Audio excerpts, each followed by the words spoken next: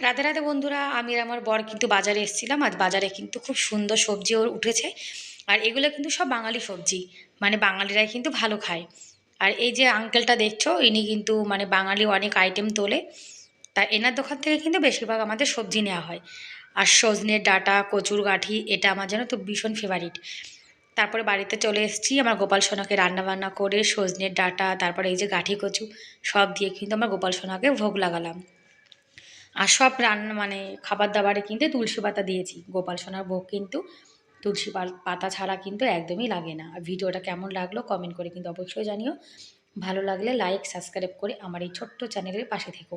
আর রাত্রিরে খাওয়া দাওয়ার পরে রান্নাঘরে সব জিনিসপত্র একপাশে করে রেখেছি, আমার সোনা এখন রং করছে। আর রান্না বান্না করলে রান্নাঘর তো নোংরা হয়, তোমরা তো সবই মানে সবাই জানো।